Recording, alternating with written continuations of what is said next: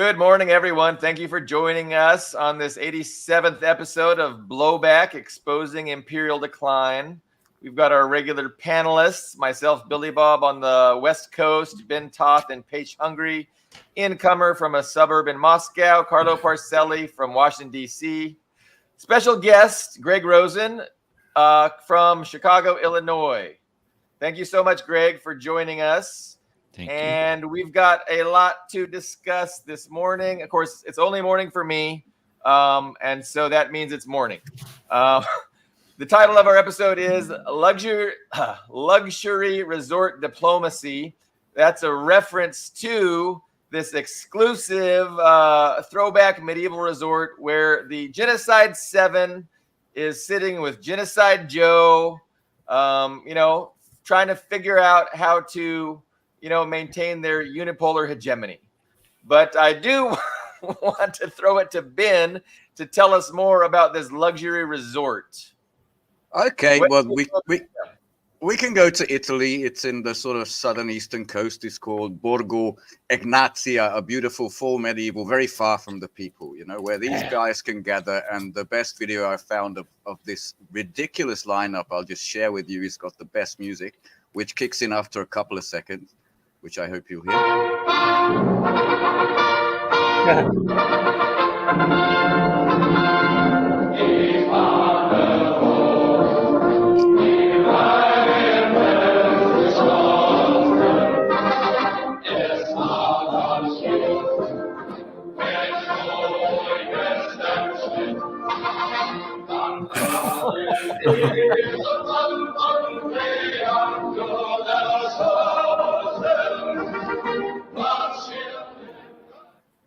Already kind of chaperoning, this is the way to go, boss, because there's another video that probably everybody's seen about Joe Biden already wandering off, but I actually want to just flip it over because this was the best one. And this was the British Telegraph, interestingly, that shared these very popular people.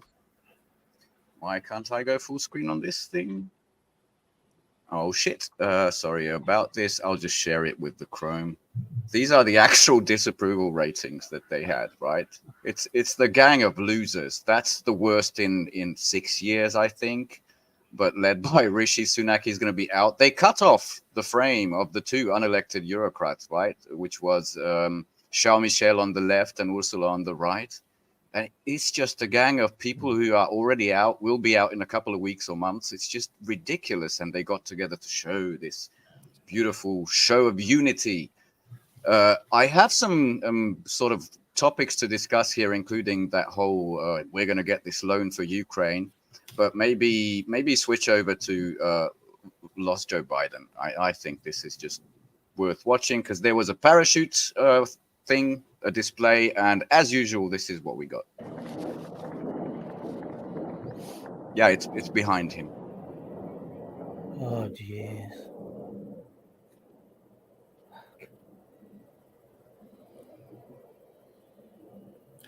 He doesn't know where he is. Wow. It's not about this guy, because this is. I almost feel maternal instincts kicking in. Yeah, he was a scumbag when he was young and bright, so I don't really feel bad for him, but I almost do. It's almost elder abuse at this point to drag this guy around. Yeah, but I'll get into some other details which I found really interesting about this thing. But this was the third in a row in the West. This is what they're doing. They're doing PR just to keep Ukraine fighting. We're going to sign a 10-year deal with you that's Trump-proof. Just keep sending those people. Just keep fighting for us, as you said. And this is the latest roster, which is really, really unfortunate. I don't think these girls are 20, right? And this is what. God. This is what's it's heartbreaking. It really is. It's horrifying, and all of this is fighting this PR crap that they're doing in the West. And this is after a NATO summit, one in Brussels for 2 days. It's been happening. It just ended without a breakthrough. No 40 billion a year for Ukraine. And before that, there was the Bucharest 9 in Bucharest, like another NATO grouping where they failed to do a joint communique because this time it wasn't Hungary.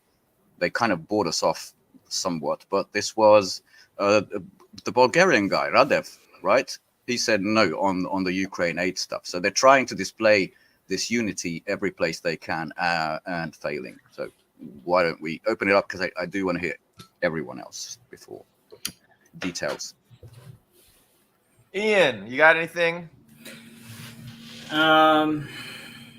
No, I mean, nothing to add. I mean, it's funny. I wrote, it wasn't on my blog, it was on Quora. I wrote probably about a week ago about Biden not being able to string a sentence together. And there's always these people, like, they're not always even American. A lot of times they're European too, which is amazing, who hop in and say, oh, well, Biden's fine. That's just Fox News propaganda. That's what they say. This Fox News propaganda. You watch Fox News and you think Biden is falling apart. Oh, so if I didn't watch Fox News, well, I don't actually, which is funny. So it's like, is there like an alternative Biden that's not on Fox News? And are we looking at two different? It's the conservative media bias. Everybody Yes. knows there's a conservative media bias.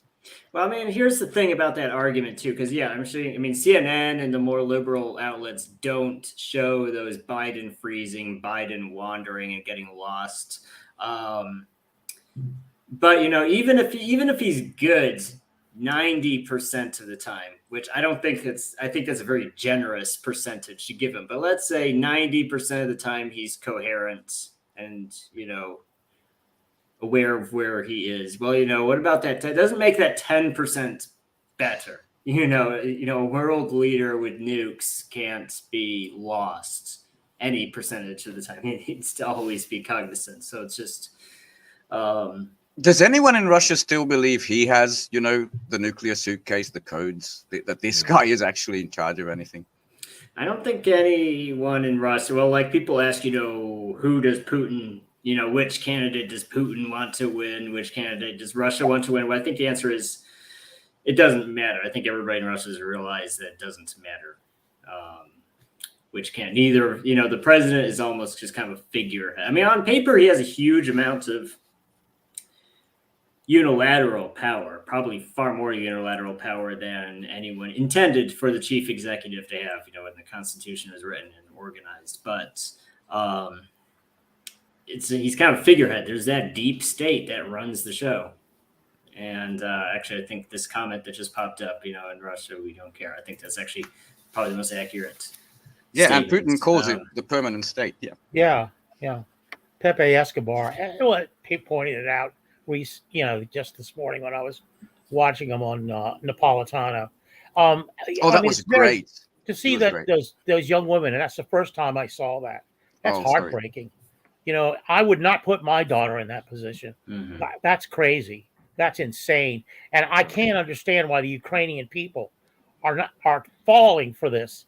And maybe we can get into that with Ian and his new piece, but and it's very, and then Blinken and Kirby and Sullivan, three guys that they look like Tony Perkins and Alfred Hitchcock's Psycho, and then you got that lineup of potential dog catchers, leading Western Europe.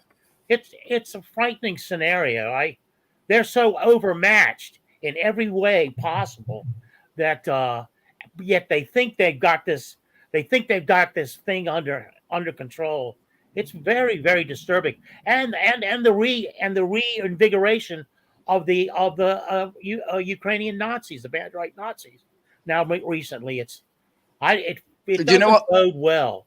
Yeah, no, sorry, that was the after I don't know how many years, but the Washington Post shares, right, that the Azov battalion can receive U.S. weapons because the State Department concluded its investigation saying no evidence for wrongdoing, right? I found it hilarious that after that, a couple of days, Canada will not follow the U.S. Canada, where they fucking had a standing ovation for Yaroslav Hunka. They say, oh, we're not going there. Just a small funny addendum there. Yeah, and their vice minister or whatever she is. Chrystia Freeland, history of generations of Nazis. I guess you'd want to put it that way. It's very discouraging. It's disheartening. Go ahead. I was gonna say, as far as Ukraine specifically goes, I mean, it's hard to say. It doesn't show any. I don't see any indication that it's slowing down. I mean, I think we talked about the war tiers and the casualty estimates. Was it the previous show or 2 shows ago? I unfortunately don't remember when exactly we talked about. We did talk about their losses, but I mean, it's demographically crippling, but I don't see any indication that they can't continue fighting. I think they can, unless something changes. They are going to drag this out past the U.S. election, I think, at the way things are going. That's what I think. Ukraine is trying to, and they're being encouraged to, but you check out, the Russian Ministry of Defense, who only do verifiable losses. It's between 1,500 and 2,500 a day. It's enormous, like huge. That's why you see these horrific pictures. And there is a self-preservation instinct that they're running for the border everywhere. Zelensky, when he signed up on the reconstruction conference in Berlin, the first appeal was to come home now. There will be peace once, but we need you now. And I don't think anybody's going home at this moment with half a brain cell. So they're convening all these summits. They're trying to figure out, how they can salvage this and how they can, turn this big L into maybe a small L. But so we mentioned the few summits they were just finishing, and then tomorrow begins the big Swiss Peace Summit. Come in the name of peace. Thank you for that beautiful video. So, and it's unfortunate that Zelensky can't enunciate the word peace so well. But so the number of people joining that summit are declining, right? It went down from like 90 something people, and now only 70 something countries are going to join. Yeah, it's constantly dropping. I mean, you can see the fear on his face, because it came out that he was mostly responsible for this peace summit, not the Swiss. They took, credit for it, but he wrote the invitations. He sent them out. He did everything. It's all about his legitimacy. Look, I'm still president. Pretty much everybody's out. Like, these G7 bastards are going to be there, and that's it. That's why he escaped from the Reconstruction Summit and flew like unannounced to Jeddah, Saudi Arabia. MBS, please come to my peace summit, and then got back to the G7. And it's gonna be him, cackling Kamala, one of the Undertakers or the Vampire, whichever Carlo mentioned, the trio of the Biden advisor assholes. Kirby looks like a clown, right?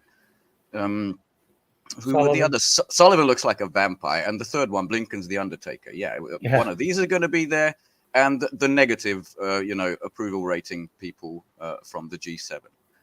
So, and I think, by the way, Blinken, the Undertaker, I think he grows his hair out so long because he has a balding spot. That's what middle-aged men tend to do when they go bald, so they grow it out. So they can. I think that's. I mean, really, I think if he leaned over too much, his hair would come forward, and I mean, he could just invest in a bandana, but really. So in the midst of this peace summit that's going to be tomorrow, I saw something on Telegram, and I don't know if it was legit, but apparently Zelensky claimed, according to Telegram, that she called him and told him he's going to stop, or he's not going to give Russia any weapons. I don't know if that was one of those Telegram hoax things or if that was legit. But what is legit is Putin's bombshell kind of peace initiative himself, where he laid out, hey, these are the best parameters for peace that we're going to be offering, and you guys need to take these, take this olive branch, or you will be responsible for, the results of what comes after. So are you guys, like, it really seems that Russia yesterday, gave kind of an ultimatum, and they said things are only going to get worse. Things are only going to escalate from here if you don't reciprocate to this olive branch we're offering. Do you guys, is this going to be seen, by historians as a huge moment? I don't. Yes, but not. Go ahead, Ian. Yeah, take the Russian say. I mean, what he's saying. I mean, I don't know if there's going to be any one point like that's going to be seen as like some huge milestone, except to people who study the minutia, the details of it. But I think what he's stating is a generally true concept that's been true for the past 10 years. Each agreement, each consecutive offer that Ukraine turns down, the following one is less generous. And also, and this became, I think what's a bigger milestone than this one, this is just kind of a follow-up of the biggest milestone was the tentative, the draft of the Istanbul Agreement, which as of then, amazingly, Ukraine wouldn't have lost any territory besides Crimea, which was gone anyways and not even on the in 2014. table. They just had to respect the autonomy of those, which, as far as profits, as far as revenue, as far as economic growth matters, it wouldn't make any difference if Donetsk and Luhansk were autonomous. And so at that point, they would have lost no territory. And also we have to consider that's March 22. Right. Yes, March 22, March, April, 2022. Yeah. Yep. And that was when Ukraine had the best position of strength to negotiate from. They had the full unconditional support of NATO and the Warsaw Pact and the NATO stockpiles, and Ukraine's own stockpiles were completely full at that point. Their population hadn't. But yes, and the Russians, withdrew from around Kiev as a sign of goodwill, which of course they treated as their first big offensive. Yes, Ukraine did. Exactly. So that was when they had this position of strength, and even there were even a few pro-NATO and pro-NATO analysts saying this in the March timeframe. This is the best time for Ukraine to negotiate. And that window for Ukraine having a good position to negotiate from ended when Russia did their partial mobilization. And then it's just been deteriorating since then. Once they did that referendum that was I think the second big signal that Istanbul deal is gone. It's off the table because if you remember, I don't know who remembers, but if you remember right before that partial mobilization, right before the referendum was announced, not when it was done, but when it was right before it was announced, Russia had made another attempt to say we're open to negotiations. After Ukraine turned that down, Zelensky basically made it illegal to even talk to Putin, to negotiate with Putin until Putin's removed from power. That's when Russia announced the referendum. And so Ukraine went from not needing to lose any territory to now they've lost 4 territories. And so what Putin was maybe hinting at with this is that we're not going to offer this deal again. That could mean if Ukraine keeps playing around, if they go into Kharkov or some other territory, those territories might also be taken off the table, just gone. 4 territories might turn into 5 territories or 6 territories. And actually, I think what he was probably really hinting at is that Ukrainian statehood itself might be in jeopardy if they continue to not want to negotiate. So it's an open-ended statement. He made an open-ended statement, so that's how we should view it. Go ahead, Billy Bob. Well, I was going to say the other aspect that he was alluding to is a more aggressive approach to prosecuting the war itself. And maybe some of the gloves are going to come off and it's not going to be just a special military operation, but it'll be a war against, this government, which will include, attacking the government itself, perhaps. So I don't know. That's speculation, but there was definitely an innuendo or an allusion to prosecuting the war in a more aggressive manner if this peace deal is rejected. Is that new? Because that sounds like someone westernized his comments at the SPIEF conference where he said, yes, we could speed up the war, but it would be proportional to the number of Russian losses, which is why we don't speed it up. That was his comment. And I think someone said, ooh, look, they want to be more aggressive. Couple of comments on this. First, I found you mentioned Zelensky mentioning Xi Jinping. And it's basically another one of these insulting lines, but it is real. Phone conversation with a leader of China by phone. He said that he will not sell any weapon to Russia. That is the first. We'll see with you. We'll see. But he said to me, if he's respectable person, he will not, because he gave me the word. Yeah, if the president of China is a respectable person, already implying that, he's a paranoid fucking cokehead. But yeah, I read all of this morning that I think that Putin's offer, it was extremely generous and designed that way because he knew these idiots will not accept. It was designed that way for the global south, saying, look, this is who we're dealing with. What he said was, 4 oblasts, remove your forces from Kherson, Zaporizhia, Donetsk, Lugansk, to the actual administrative lines at the time at which they entered Ukraine, and say no, explicitly no to NATO membership, and we will stop the fighting and we'll sit down to the table right away within an hour. That was it. And instantly, the Zelensky, Podolyak, Yermak, who reminds me of a Mortal Kombat character, they instantly shot it down, saying this is an ultimatum. No, we cannot sit. The victim can't sit at the table with the aggressor and all that crap. And that was to show them, see, these guys are doing the piss conference tomorrow. They can't be reasoned with, and therefore we shall continue as we have. That's my take on it. It was a masterstroke in diplomacy aimed at the rest of the non-Western world. I think that's what it was. Yeah, I think it's the last chance for Ukraine not to become a rump state. And, absolutely. With the taking over Odessa and moving on and linking up with Transnistria, and actually when they do that, when the Russians do that, they will neutralize more problems. They will solve more problems than they would face if they didn't do that. And so they're just playing, I think they're just playing into the Russian hands. And then there's the interesting thing of the flotilla, let's call it that, going to Cuba, to Cuban Harbor. There's no Cuban Missile Crisis #2 because the United States isn't saying a word about it. I mean, well, behind the scenes, I'm sure it's a hot topic, but in the public sphere, it's not.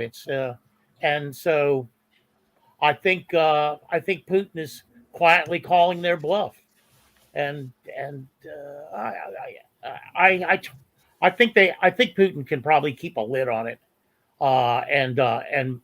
and move, but the insanity of the West and the immaturity of the West is astonishing. They never fail to surprise me with how adolescent they act toward every response, and also the new sanctions on Russia. What is it, the 11th or 12th list of sanctions? That's mostly sanctions on China. We'll get back to that because that's one of the G7 achievements as they see it. But yeah, regarding Cuba, I think I didn't watch this, but I read somewhere that Lavrov said that you just don't listen to diplomatic signals anymore. And that's why you only listen to realpolitik. And that's the reason for the flotilla to be like 60 miles off the coast of Florida doing these hypersonic missile things. But yeah, the Russian political layer is enormous, but you can always judge Putin is the very restrained, the very polite wing of it, and then there's Medvedev. These I think he said asshole. I don't remember the Russian word, but bastard. The US and its asshole allies are waging a war against us without rules, and we should respond full spectrum everywhere. That is a legitimate part of the Russian spectrum of things, and I think people should pay attention to this. And I think it's had an effect. To me, it looks like it doesn't matter what Joe Biden is, but the leadership in the US is actually afraid of accidentally, launching World War III. They pull back the jets, don't send troops, Macron. Let's not. We can only allow the weapons to strike in the Belgorod Oblast, not anywhere else. But it's the European fucking chihuahuas who got emboldened under the NATO umbrella and thought it was undefeatable. It's these flashy, beautiful wonder weapons, and it turns out they're shit. When they're afraid and also completely humiliated in their local elections, I think that's when they're the most dangerous. I think these are the real Sikorsky, Kaja Kallas, who's almost out of her country, Macron, Scholz too. By the way, it's interesting that Germany, who was gung-ho about all these things after the US sent them. If the US sends a tank, we'll send a tank. If the US sends a rocket, we'll send a rocket, that sort of stuff. Apparently, Germany is the only force trying to stop the latest Russian sanctions. I don't know, 14th. I don't know where we are, the EU sanctions. And they're also working to kind of degrade this new tariffs on the Chinese EVs. It's like some people in Germany, not the Scholz part, are kind of coming to it like this is long-range doom for us, long-term doom for us. But these are the real fucking danger to the world, it seems to me. So Ben, twice a week, every episode, he compiles like a headline summary, which I've been starting to include in the description of our show. So if you look in the description, you can link to his summary of the recent headlines since our last episode. And it just seems obvious reading that summary, if we're going to talk about confrontation versus cooperation, it's just absolutely clear that the West is doubling and tripling down on confrontation.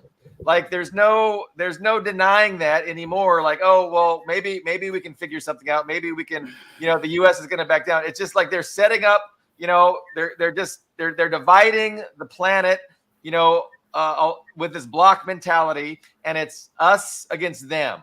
And they're going, they're thinking in terms of the Cold War, where it was, us against them, and we just, we won the Cold War. The West won the Cold War, and they're thinking we can do it again.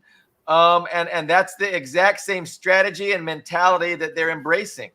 I don't know. I think things are a little bit different. I don't think I don't think the odds are so good for them this time.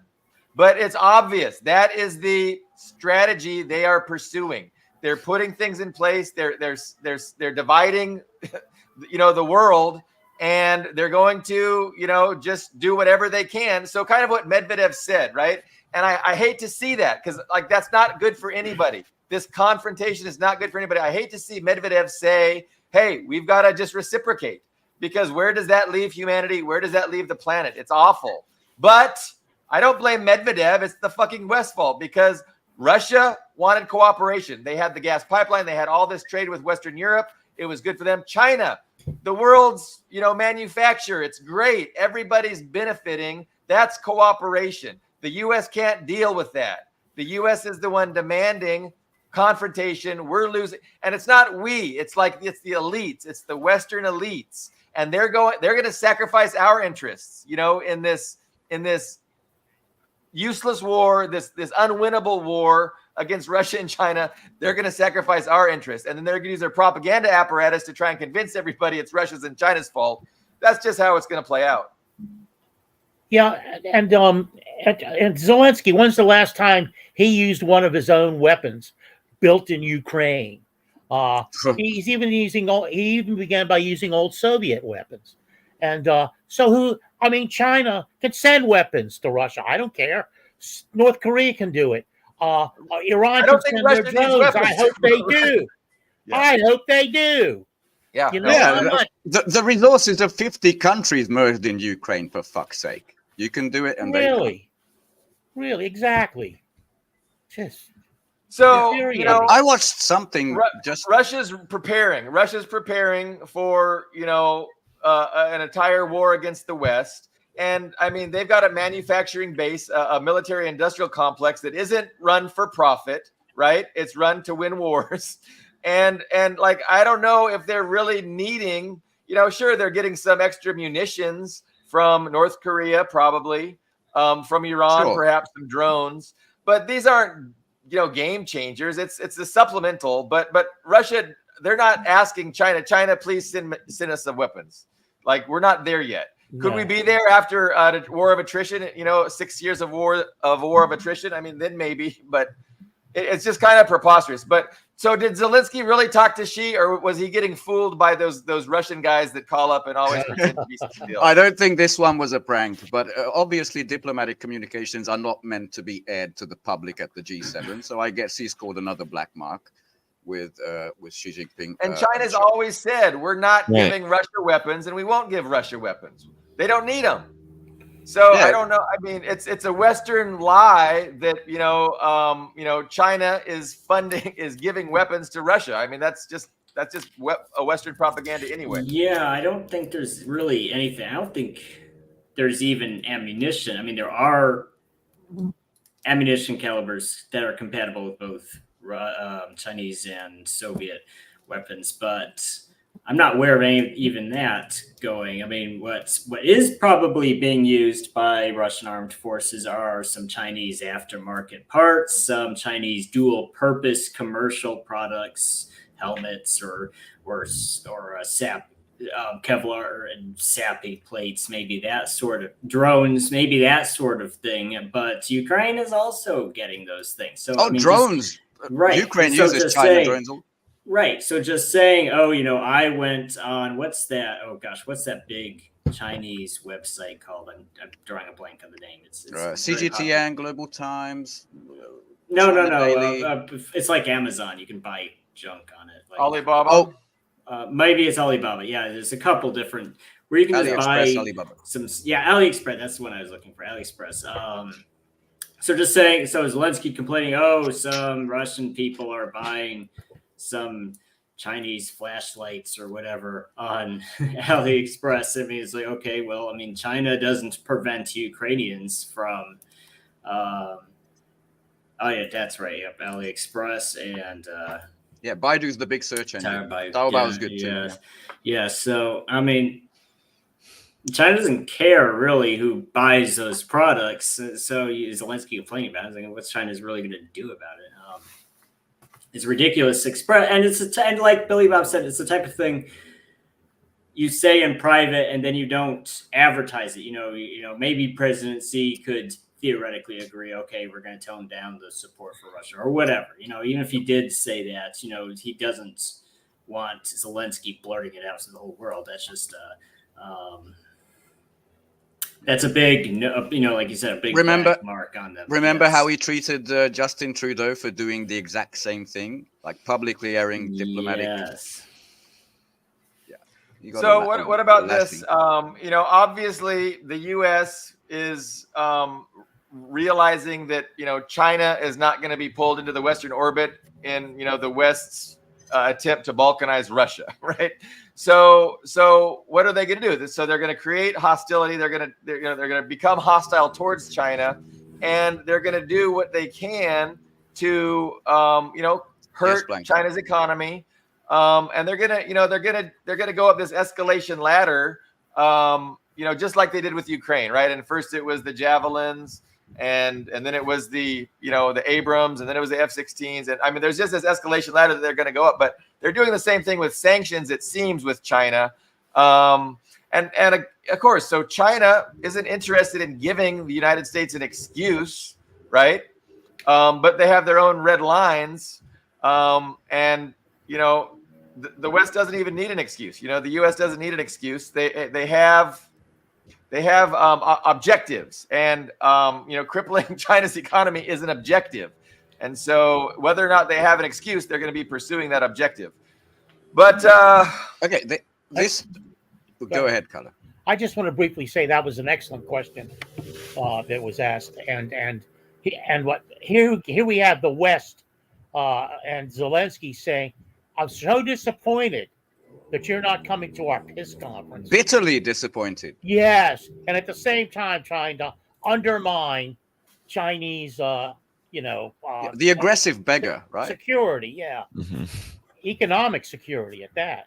So, I had something. Throw that out there. Hypocrisy. As far as I can tell, this new round of U.S. sanctions was, inked by Joe Biden, and it was basically released to the public before anybody landed at the G7 conference in Italy. So it was like a preparation for that, and it is mostly, you're quite right, Branko. It's a Chinese sanction. It's mostly against third parties, mostly against Chinese banks and businesses that do these dual use component trades, also Turkish and UAE businesses. So they've gone above and beyond, and at the same time, the same thing happened with I think the Brits issued more sanctions, but on the so-called ghost fleet that Russia uses, for their energy transfers overseas. So they are this minimal cusp of the world that don't really produce anything. China trades with everybody in the world. Russia is the food and energy hub of most of the world. That trades with everybody, and they think that 2 years of sanctions, nothing has helped. It's gone the other way. They think, well, some more. some more will finally collapse them both, and they will be riots in the street, and Putin and Xi will be out there. I found it incredibly stupid how they can, still think that way after all this time. And something that I watched Jyoti Bra and Garland Nixon's excellent speech just an hour before for this is damned if you do, damned if you don't. Because if you enter a war into China at the same time as you're losing in Ukraine, yeah, you're going to lose. But if you don't, you've already lost your influence, your way of extracting, free resources and free profit from the rest of the world. That's already gone. There really is no plan B, nothing else they can do. And just one further comment that Russia, after the sanctions, which were an initial shock, some things were a little hard in the beginning, but after that, they got sanitized from all that Western investment, and every graph went the fuck up.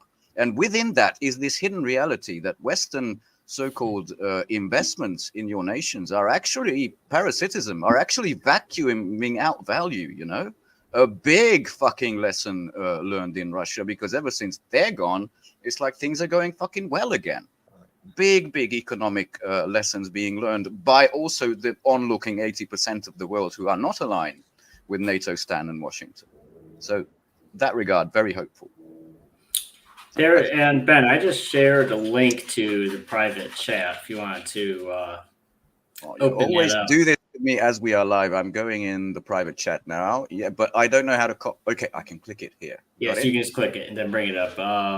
But what you were talking about just now, I want to bring this up because I was going to make a blog post about this. It's very interesting. This is I've never read this author before, but he's Mark Ames. He was a journalist who was based in Georgia at the time of that 5-day war between Russia and Georgia in 2008. And he wrote this right after it happened. And it's he called it the day. And he's, by the way, not any stretch of the imagination a pro-Russian journalist. But he titled this "The Day America's Empire Died." And he basically he goes into detail about how Georgia, started what they thought was a quick, easy conquest of South Ossetia. And the big, most striking part of it is actually at the end. So if you actually want to scroll down, you'll see the page index at the bottom. To the end? No, scroll down. You'll see it's paginated. C4, go to 4. Just 4. C4. Yep, there you go. Now the last paragraphs here. Keep scrolling. Okay, there. So this is, what he said. Oh, not too far. Right there. So, this is really the big point he made that is really relevant to what you were talking about just now. So he said, we have entered a dangerous moment in history. America is in decline, reacting hysterically, woofing and screeching and throwing a tantrum, desperate to prove that it still has teeth. Which it does, but not in the old dominant way that America wants or believes itself to be. History shows that it's at this moment tipping into decline and humiliation when the worst decisions are made. So idiotically destructive that they'll make the Iraq campaign look like a mere training exercise, fender bender by comparison. Good wording. I like it. Right. And he said on the flip side of that, in a second, I won't read it because it's long, but Russia, he said, is as Hollywood speedballer from its victory. So it's basically, and we're in this period where Russia's ascendant and America's on the decline. And so Russia is going to behave more assertively and more aggressively than they would have previously, like in the early 2000s and definitely the 1990s. And the USA, on the other hand, is desperate and hysterical. So that's when you could potentially have, there's a huge risk of a World War III type situation. Like he said, it might just winds down into a different world order, a multipolar world order, but it could also escalate into World War III. So I think that's, considering that was written in 2008, I think that describes the current situation we're in now in 2024. It's prophetic, actually. Yeah, that was 16 years ago, and it's proven quite true. And yeah, we're just getting closer to that doomsday clock, that monitors how close we are to the end of the world. So you mentioned that you might do a blog post on that topic, but you did just recently do a blog post on a different topic, which was kind of, it was related, but it was basically, on multiculturalism and the death of culture. So that is actually our future president, Macho that's Camacho. Camacho. And he just really exudes American culture to its fullest. I have to And zoom into that. And it's a real great administration that he will have. But let's talk about your point in this article, Ian, and what is it about the American people that allows and tolerates all this to go on, and most of them are not even aware of it, and some of them are even in support of it. Well, so I'll go into details in that. So I'll just give a quick synopsis of that article. Did you post a link? I don't remember if you posted. Yeah, I think it's in the description. Okay, perfect. So I'll give a quick synopsis. So this post, I wrote it on my blog, but it actually started as a question someone asked on Quora. So basically, he was asking, and it was specific to Britain, but my answer covered the USA as well. So basically, it was multiculturalism, the death of British culture, and I said no. British and American culture were already on the decline before anyone even suggested the idea of multiculturalism and I described basically. Sorry, I can see the U.S. leftists ready to attack you just based on that. But so basically, if you go back to 100 years ago or 200 years ago, so every country has.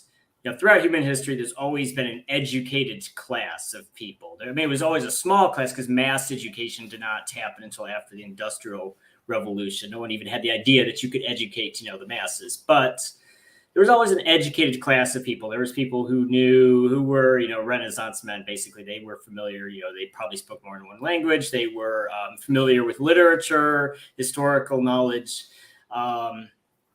But now we've somehow gone backwards, and you can very much see that. Like if you look at Elon Musk or Bill Gates or Anthony Blinken or Sullivan, these people are really freaking stupid. They're not well educated, but you also have a technocrat class. So you have, like in Silicon Valley, you have these guys who have STEM degrees and they're very smart in mathematics or whatever field of study they're in, but they have no cultural or social or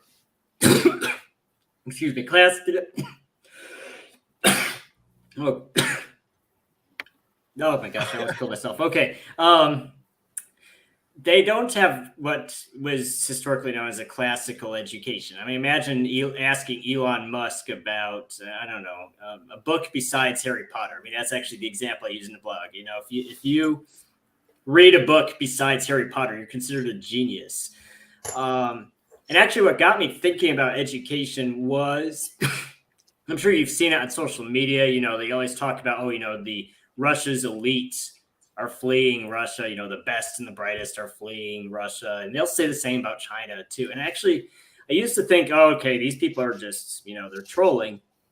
That is just maybe they're completely serious. So, like, imagine if you're an immigrant from Russia or China or Pakistan or wherever the heck you're from. You're just like I don't like Andrei Russia. Martynov type. You're just a guy. You are channeling Andrei Martynov right now. Yeah, but if you're just a guy who, for whatever reason, doesn't like your country, you want to leave. So you go to the USA or you go to Britain. And if you're in one of those countries, even a much poorer country, a post-Soviet country, or even the so-called third world, if you've gone to university in that country, even if it's a very poor country, you probably have a classical education.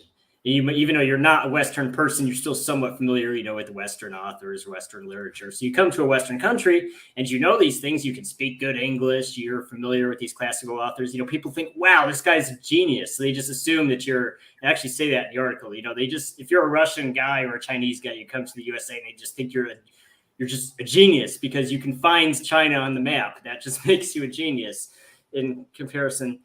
So it's as our own society degrades and people get dumber, including our elites, because I describe it more in depth in the blog post. But basically, you have two classes of people. You have the small class of people who are well educated on a certain field of study for their career, for professional purposes, but they're stupid on everything else. And then you have the general population of people who are just completely uneducated.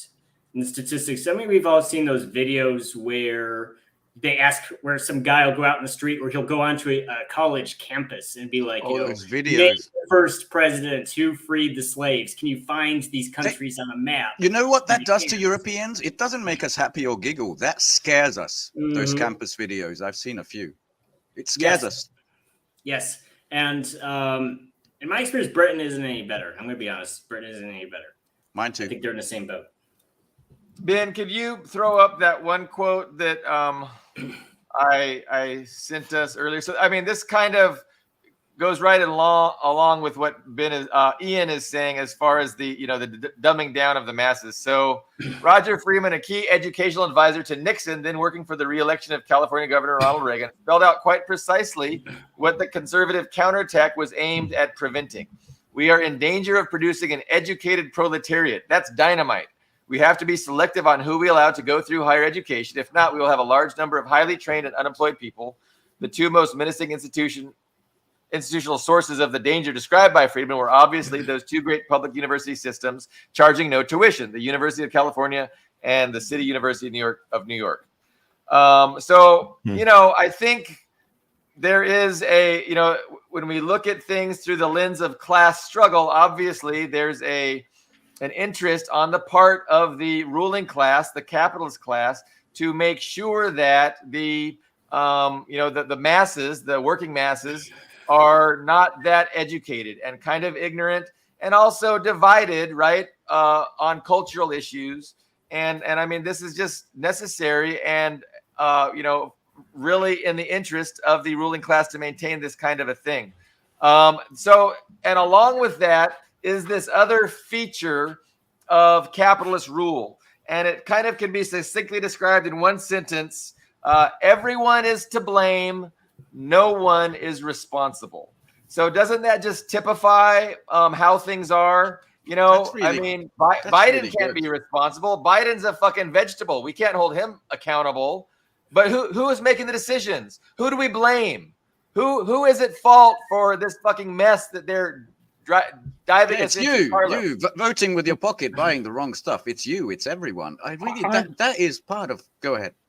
I'm here in DC, and my employment was I had a scholarly bookstore, and I had all kinds of people. In fact, I'll tell you something. When I went to a book sale in Northern Virginia, the most conservative, the most military-minded people, they had the best history books in the sale, donated, bar none.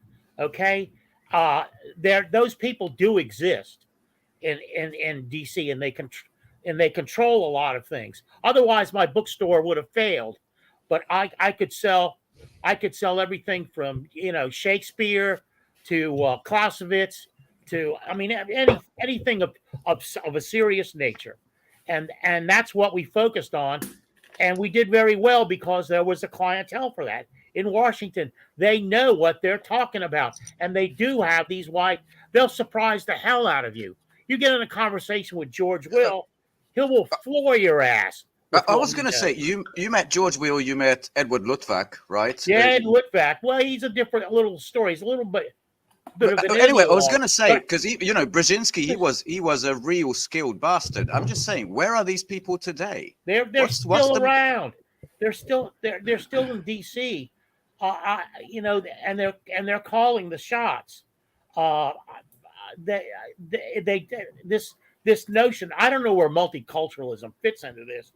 I will tell you one thing. I was intrigued when I was listening to Pepe Escobar on the Danny Haiphong, because what he brought up, he said he was sitting at a table with a bunch of Chinese scholars, and what they wanted to talk about was Confucianism, which is something I brought up in this show, and how influential it is in Chinese culture, and that because the rigorous element of Confucianism was what was driving the ideological foundations of the Belt and Road Initiative.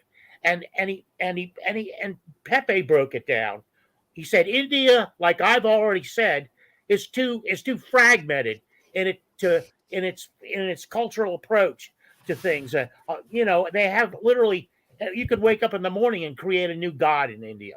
So that puts you at an ideological disadvantage when it comes to economic progress.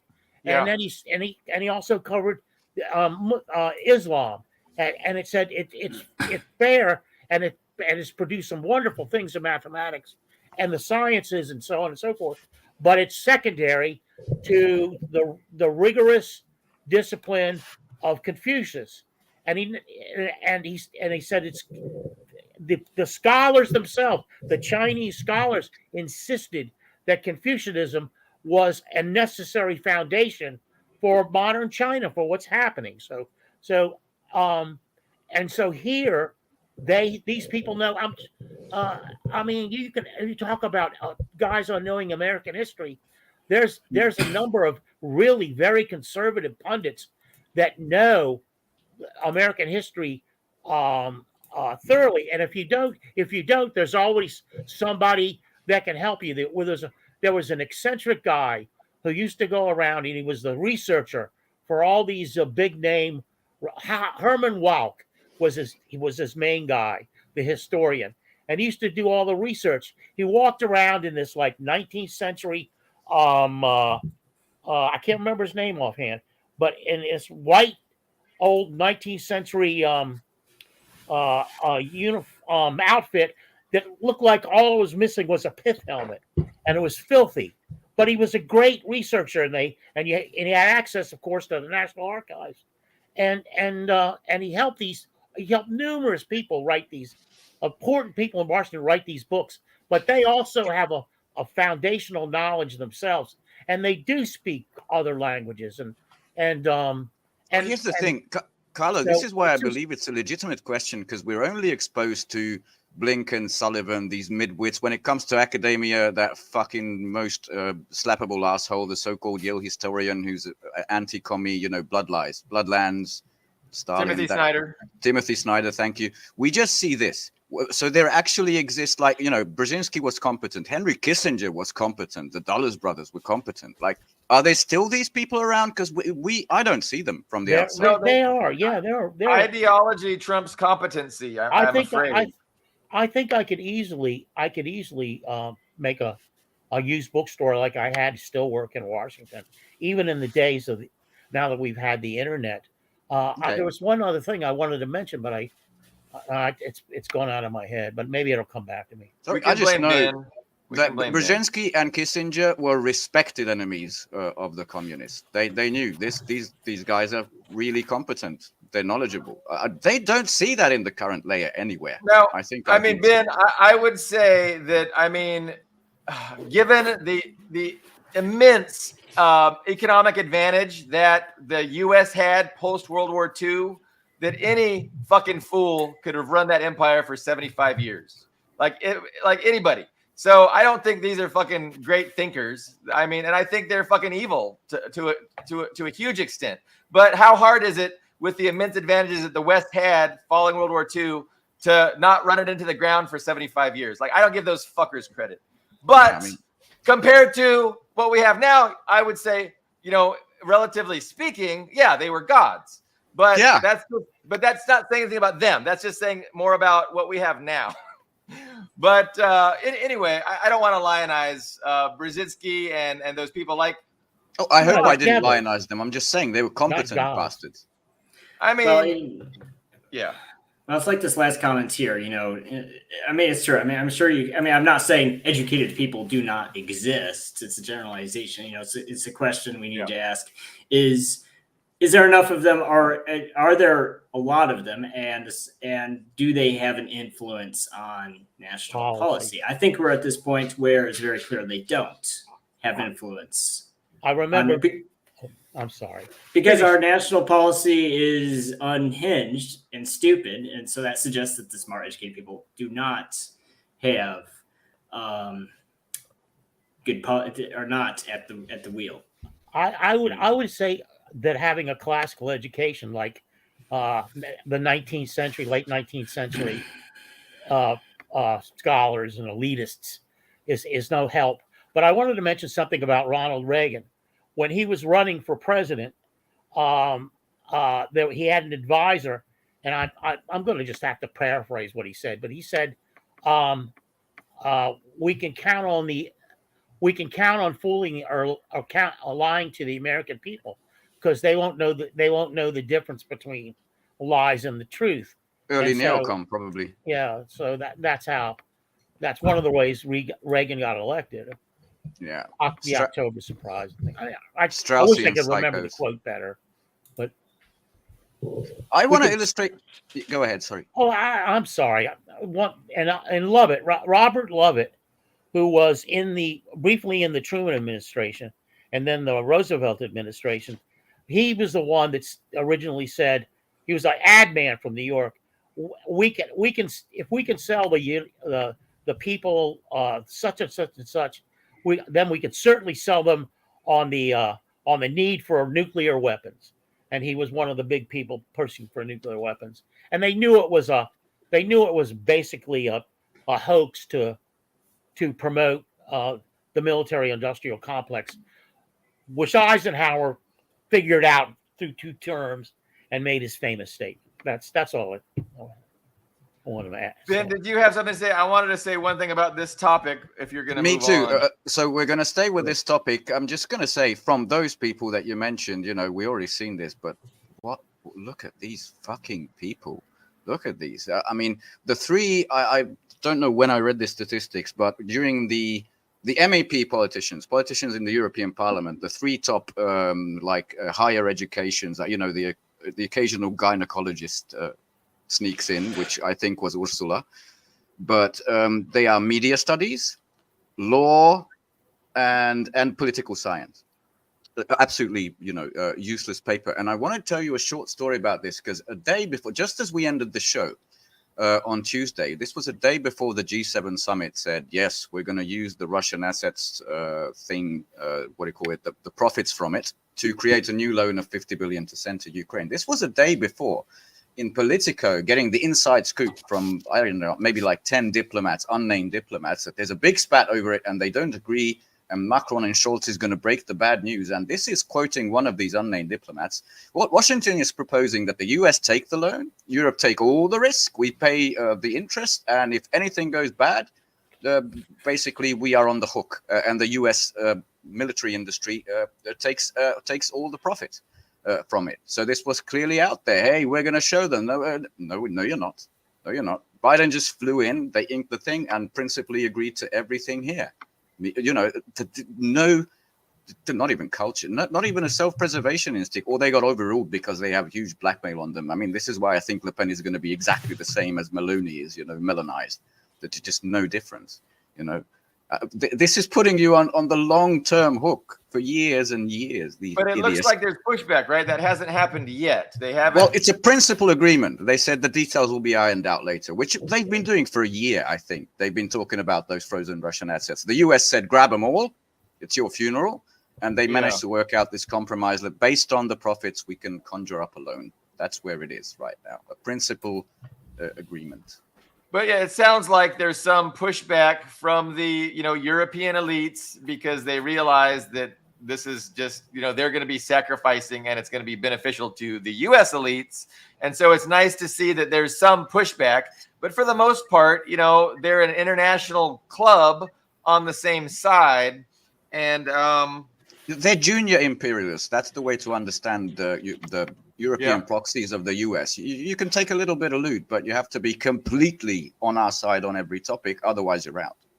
That's how Europe works. Ian was saying earlier that the policies that the West is implementing is stupid and counterproductive. But again, you have to look at things through the lens of class struggle. And if what the West is trying to do is to further the interests of the people that live in the West, I mean, that would be a true statement. But since all they really care about doing is furthering their own elitist interests, they have a real tough job, and they're doing their best to maintain their own power and hegemony. but they don't care about the population. And so I'm not sure we could say that they're being stupid, you know, and I think that gets lost. Like, I think a lot of people don't understand that. They get confused. Like, well, why is the government doing this? It's really bad for the people. Well, because they don't care about the people and they don't represent the people. And sometimes, you know, it's easy to lose that. I had some comments on that, but I don't want to reach the end of the show before saying I really want to hear from Greg. It always feels like you're being drowned out. Sorry, Greg. Yes. Hey, Greg is a therapist and he's a professional listener.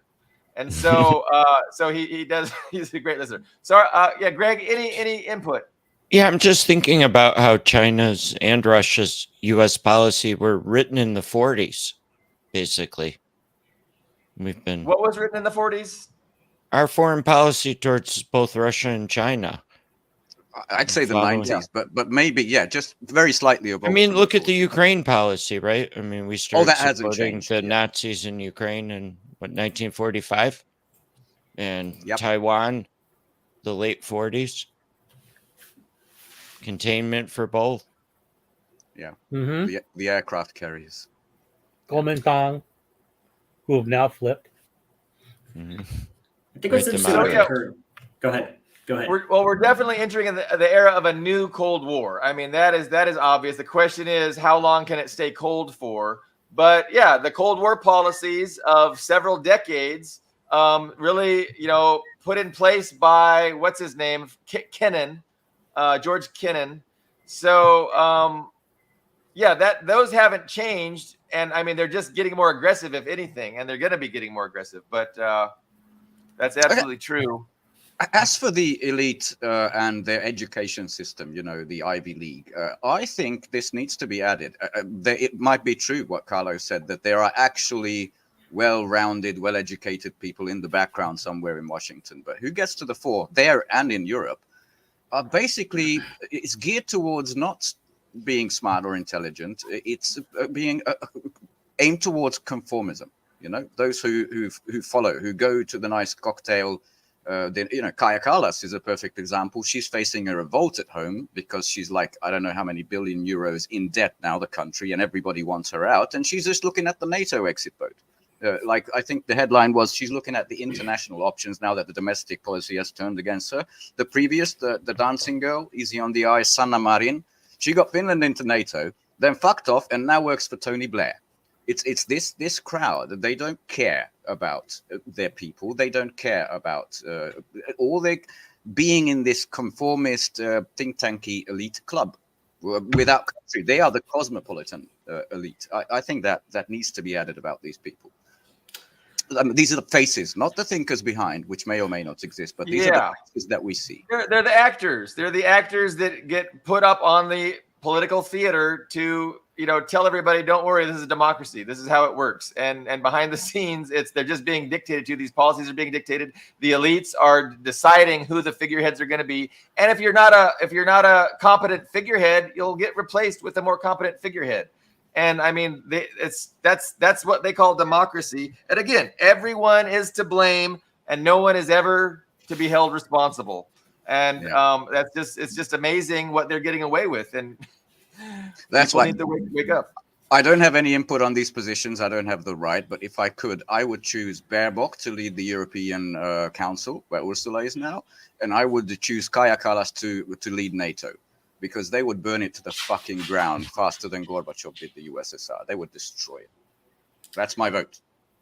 I think what you said earlier about conformity should be further elaborated on. So, like, you know, in the past century, you had the Soviet Union, which I wouldn't call it a post-national union because they didn't cancel nationality. They didn't say, okay, Russians are canceled, Armenians are canceled, Azerbaijan people are canceled. They didn't cancel anybody. But I think what we're looking at now is a post-national idea. Because the Soviet Union was bound by a common ideology, right? Communism, everybody, you know, they didn't cancel nationality, but they unified everybody with a common ideology. And now we have something a little different than that. You have, you know, they actually are canceling nationality. You know, all the subordinate nations of people are canceled, and in the place of national culture and identity, they insist on conformity.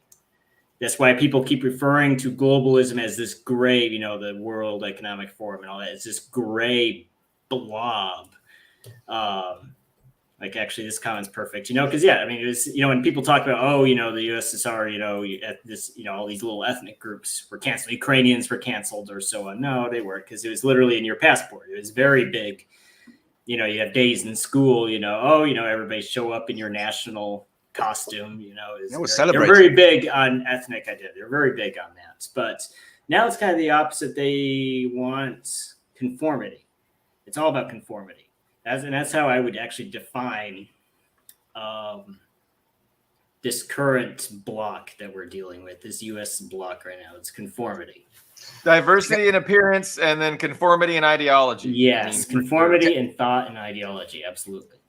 Can I preempt an attack? Ever been? I mean, isn't this Europe since the end of World War II, though? I think Europe since the 90s, since the post-Soviet bloc joined it, definitely. Before that, at least east of the Iron Curtain, it was very, very different story. Yeah. I just, you know, from experience, I know that there's going to be, if there was like a US leftist listening to you, there would be an attack that you're echoing the right-wing talking points. The right-wing dog whistles, you yes. know, they say the same to when Regis Tremblay says that, you know, all the capitals in Europe are starting to look the same. Now, here's the thing. What happened in Europe with this rightward swing, as it call it, far right, whatever you want it, in the recent election, was completely and utterly the failure of what used to be the left. Remember, universities, not just in the US, but here, Sorbonne, all of that was the alternative perspective. It was encouraged for you to be differently. That's where all the anti-war stuff came from. That's where all the Marxists were. And now all the so-called communist parties, so-called social democratic parties, lockstep, exactly the same as the NATO diktat. Exactly the same. That people see there is no alternative anymore. This is just conformed to the Brussels diktat. And that's what they say when they do this, and they vote for someone. Extremists on the left or the right would disagree with the NATO, perspective. That makes you an extremist, Ben. Yeah, I'm just saying. Not. I didn't see many on the left, other than Sarah Wagenknecht. God bless her soul. Most of the actual communists in word, what do you call it? Parties in Western Europe say this is an imperial war. Russia's being imperialist. They go along lockstep on Gaza, on Russia, Ukraine, everything. And people, by the way, the peace camp didn't rise on the left. No, sir. That's why it came from the right. They see they're opportunists, but they saw an opportunity, a vacuum. Of course they got in, but I don't see it as their win. Their very sophisticated thinking. It's the absolute disgrace of the last 30 years of what is called the left. That is a point I thought was worth making. Yeah, I think what you mentioned. I mean, again, somebody go first. Okay, I was going to say what you mentioned about the extremities, the far right and the far left. I mean, they kind of, that net has been expanded to be, everybody that's to the left or to the right of Barack Obama. I know that's kind of what it means now, but that's been true for a while. I think that's a sign of the conformity, because it's true. If you go to very far right echo chambers like, excuse me, like Stormfront, which for those of you who don't know is a very far right American, mostly American, anti-Semitic, very, very far right white nationalist thing. And they're all, against NATO. If you go to more left-wing Marxist Leninist type things, you go to the left, you also see against NATO. What you see is in the center, and that's why I say Barack Obama. If you look in the center, everybody, both left and right, is just like, oh, NATO, lesser of two evils kind of thing. And about that far right, what you said about the failure of communist and leftist parties in Europe, people reject the gray blob. And the only people who reject the gray blob are those ultra nationalists, like Marine Le Pen, the big error. Those guys, those people reject it, so they vote for them. And it's very interesting to me to see, oh gosh, what's an alternative for Germany? If you look at the map, it's as if the DDR still existed. That's the exact. As if the Iron Curtain was still there. It's just East Germany that supported it. And that's supposed to be a far-right party. You know, they're far-right, they're Nazis. And it's East anti-NATO, anti-EU, pro-peace. Mm-hmm.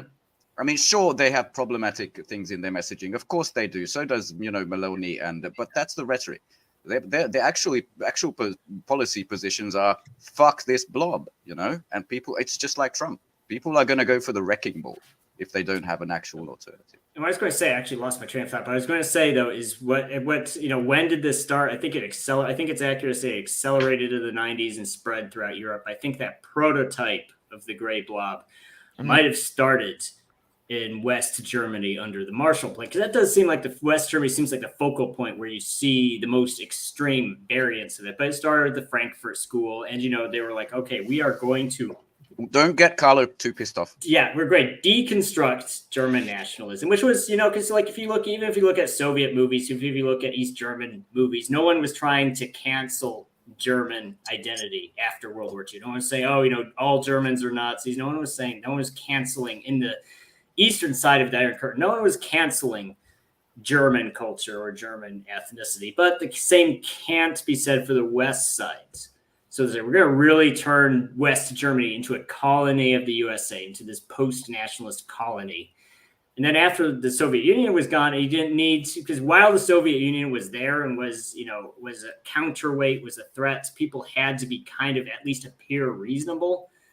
But once you had that euphoric honeymoon phase of no Soviet Union, that's when they really accelerated the blob. Let me ask.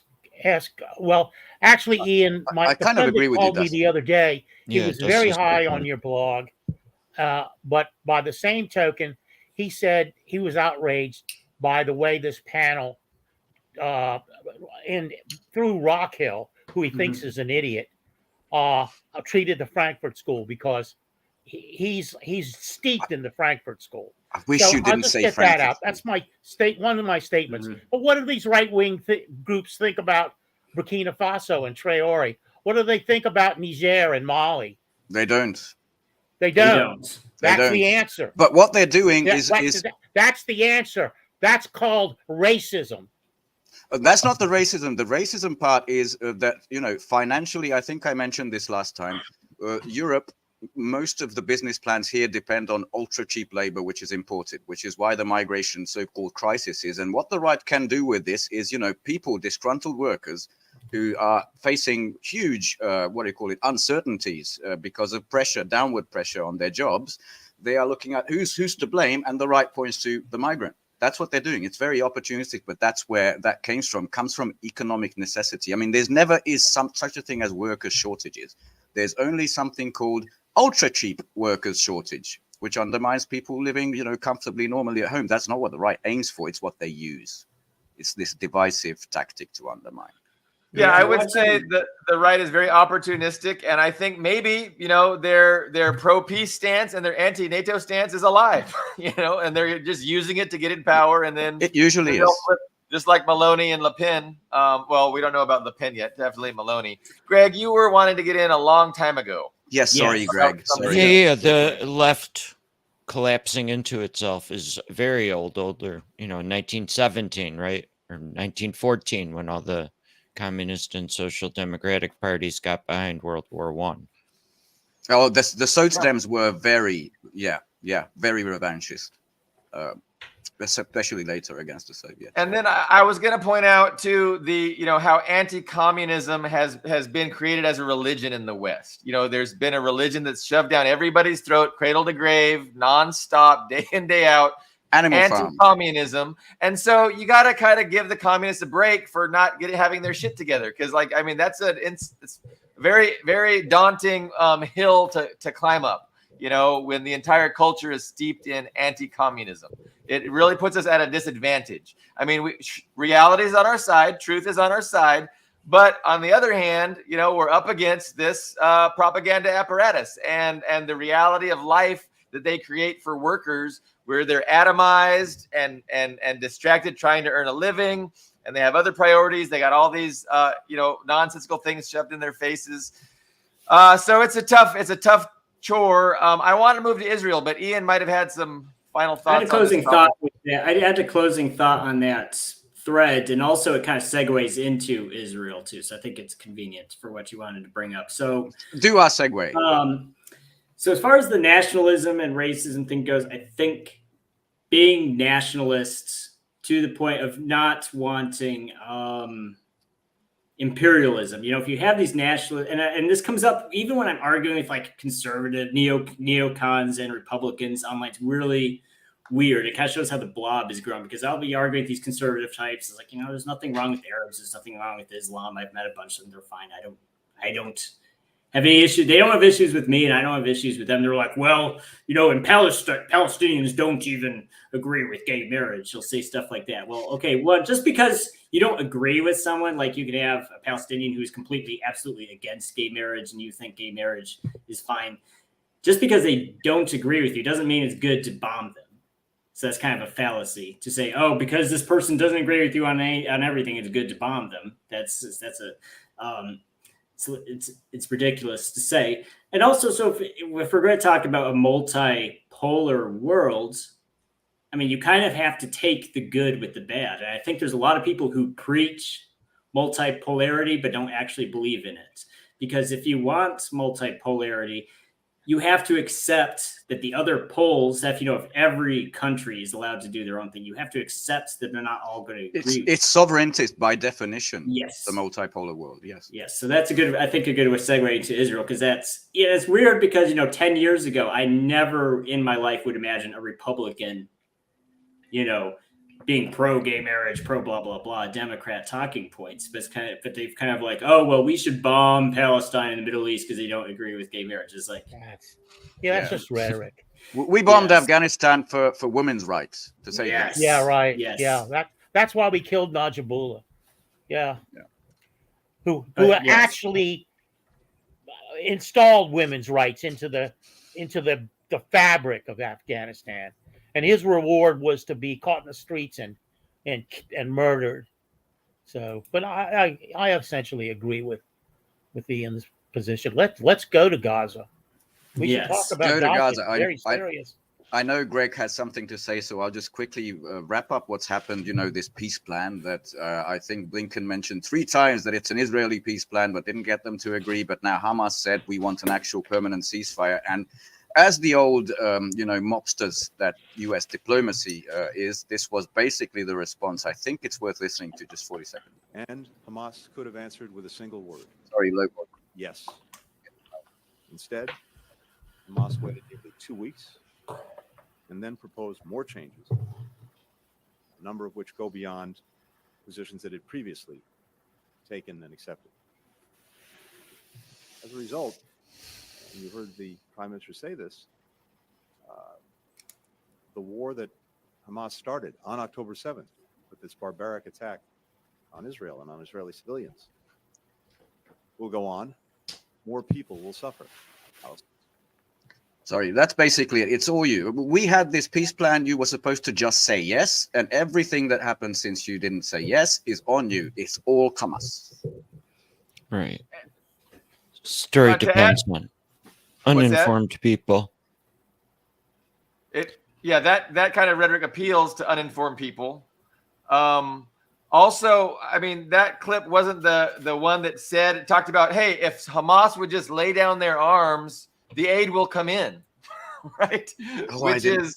Which is admitting that, you're using aid and collective punishment, all war crimes, to put pressure on Hamas to surrender.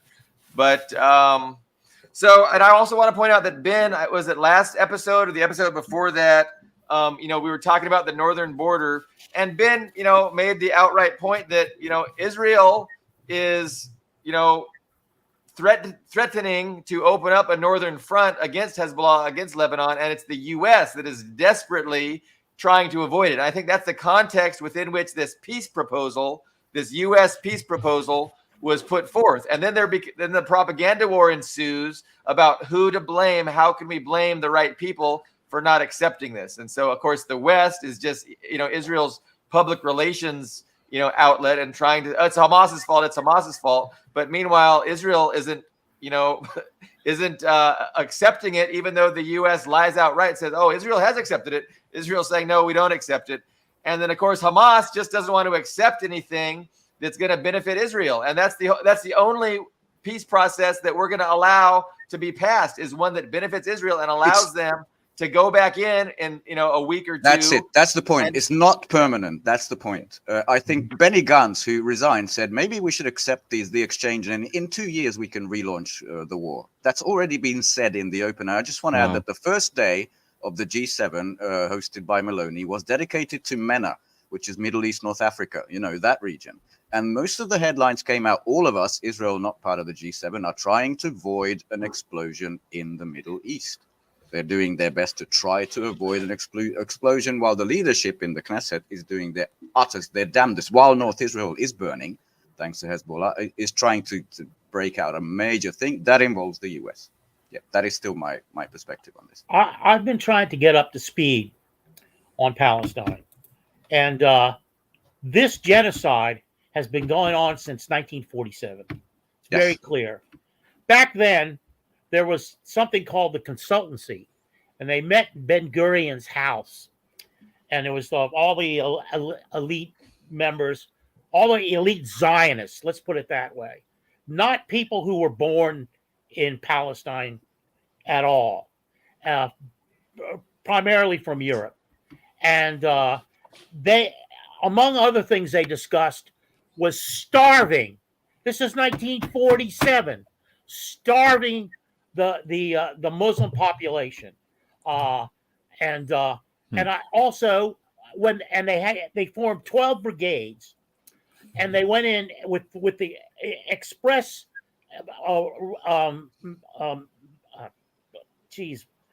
manifest orders to get everybody out of the villages, get all the Muslims out, get all the Christians out, shoot Christians, shoot Muslims.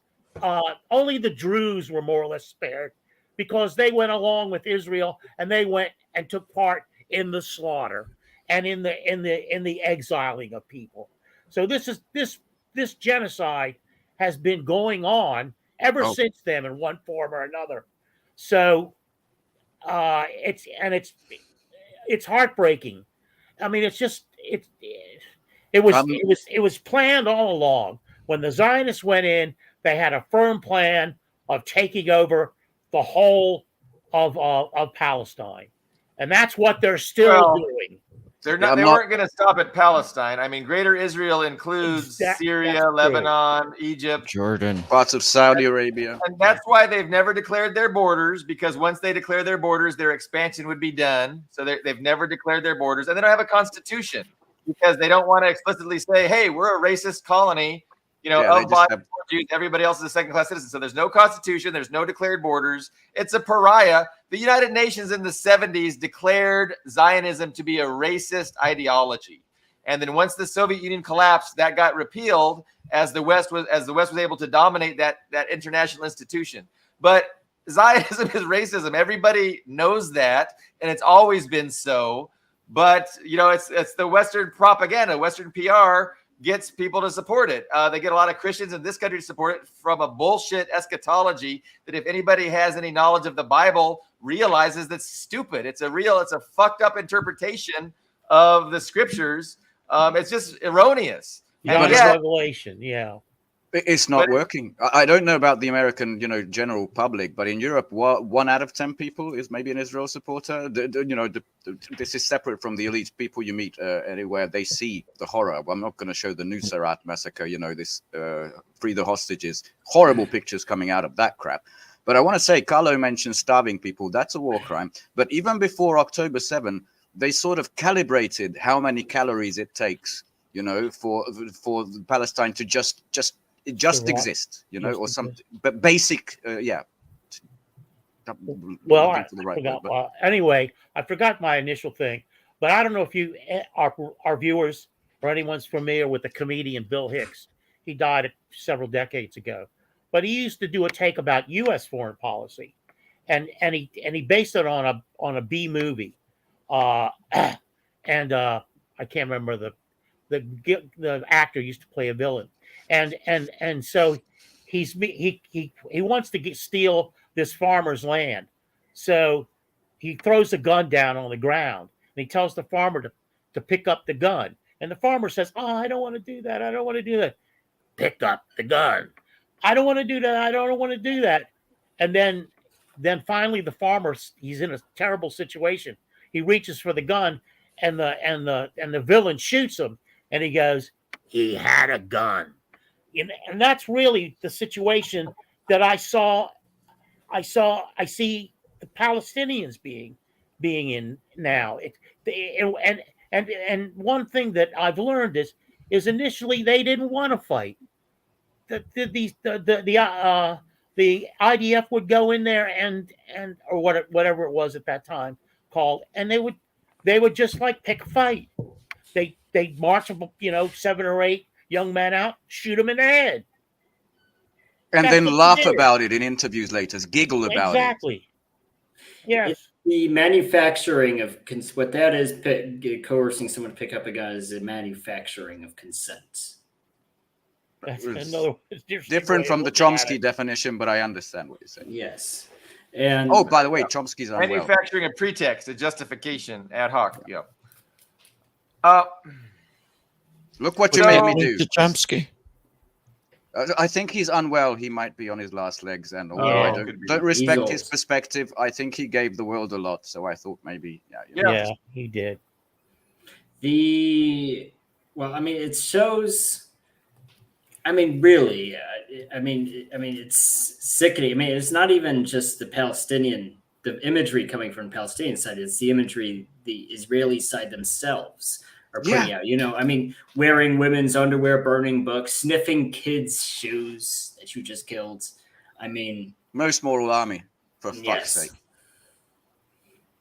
Yes, but at the end of the day, it's genocide because it's weakness, because they're military, from a military perspective, no closer to victory than they were 8 months ago.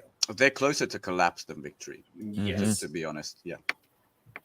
Which is interesting, coming at the same time as Ukraine. By the way, I wanted to ask, is the Sumy, not offensive, is there anything going on in Sumy region according to you?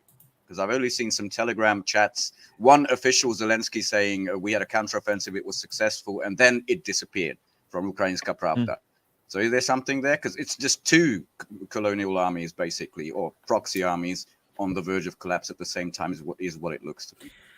I don't know if it's in Ukraine, it's Sumy and Kharkov region. Kharkov is established, but is there anything Sumy. actually happening in Sumy? Well, what's happening is, and that's kind of what I thought was going to happen with the opening of that Kharkov front. It gave Ukraine kind of an impossible choice, because they have finite reserves. They could let that new front do what they will, or they could pull reserves from other areas of the front and stabilize that front, but lose territory in the Donbass front. And that looks like that's basically what's happened. There's a military saying, he who defends everything defends nothing, because they're spreading thin, trying to defend everything. And what that ends up translating to is this: Russia makes gains on all fronts because they're trying to defend everything. And I think I mentioned on a previous show here, it's kind of a reversal of the situation Russia was under in fall of 2022, when they had a numerical disadvantage and an extended front, and they left that Kharkov region, shortened the front, and that stabilized the front, giving up a lot of territory. And that stabilized the front. But Ukraine is not willing to give up territory. And unfortunately, in the Kharkov region, they can't give up territory there. They can't endanger that city, because if Kharkov falls, that will roll up the whole front. It's the second largest city in Ukraine. It's too much. Yeah, sorry, I didn't mean to fully go back to Ukraine. I just wanted the Tony two armies. Blinken, he gave credit to Ukraine stopping the Russian offensive. He gave that credit to the most recent escalation of allowing Ukraine to use their standoff U.S. supplied missiles to hit Russia. And they've been doing that since the beginning, though. Yeah, that's Right. just the PR But, declaration. yeah, I'm waiting for the F-16. I was trying to say it sarcastically, but it didn't come out sarcastically. But yeah, no, the idea that you know Russia tried to take Kharkov, but they failed, and that offensive has failed because the U.S. gave Ukraine permission to use these missiles. It's just so dumb. That's the takeaway from the hugely successful Washington Post owned by Jeff Bezos, that they stalled an offensive. What a stupid thing. Yeah. God bless them. I just want to say I watch these guys that put the map of Ukraine up and then go from one region to another to describe the combat, and they're claiming that the Sumy region is on the brink of being taken, and when it does, that will open the floodgates for Russians. I don't know how reliable they are, but yeah, that's the thing. On the rumors, I've seen it in kind of a rumor, a scuttlebutt thing. Okay. Yeah. Obviously, loudmouth Kadyrov said we're going in there to take Sumis, but that's never to be taken seriously at the time of when he says these things. We'll see. So, you know, one of the Telegram channels, Intel Slava Z, which is, you know, pro-Russian, obviously, they talked about what Putin was saying. Shit. Excuse me. They talked about what, you know, Putin was saying vis-a-vis the demands or the peace proposal. And basically at the end, it's like, if they are not accepted, the conditions will be different in the future. And so that's what I was kind of alluding to previously. The conditions will be different in the future. And to me, I kind of read that as, you know, they're taking the gloves off. It'll be a more aggressive, you know, approach, not a special military operation, but maybe more of an all-out war. So, okay, that's just me reading into, you know, one Telegram channel's, you know, explanation of what Putin was saying. The conditions will be different in the future. Anyway, we will see. Any final thoughts? We're at an hour and a half in, and it's been a good discussion. I have appreciated everybody's input. Nobody has show a quick clip of this because this is a reaction to Putin's peace proposal that came out today from I always want to call him Ermak because half of the articles say it, and that sounds like there was a Mortal Kombat character, right, called Ermak. I think there was, which is based. It doesn't matter. This is Yermak, one of the giants, the main aides of Zelensky.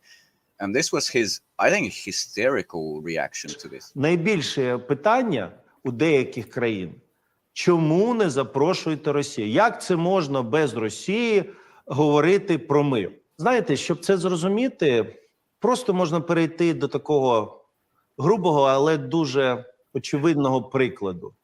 Це як би ви сьогодні вирішували відповідальність за злочин, посадивши за один стіл. Who cares? But basically childhood fables. I don't know of any single war that ended in negotiations without the victor, but that was the quick response from, you know, 5 camera angles, very well produced response from the Ukraine side. Playing the victim. As you will. Yeah, they're too victim to talk. Is basically what it is. I just want to say one thing. The actor I couldn't remember before was Jack Palance, but I do want to salute Che Guevara. And what do we get? We get Felix Rodriguez, who cut off his hands and stole his watch. That tells you all you need to know about U.S. foreign policy. Yeah. The great Iran-Contra felon, but... And the CIA asset chick who was meant to get close to her and kill her, but actually fell in love with her. I just like that angle. All right, guys. Thank you very much for the discussion and all the commentary. We will reconvene on Tuesday. So we'll see you then. Thank you very much.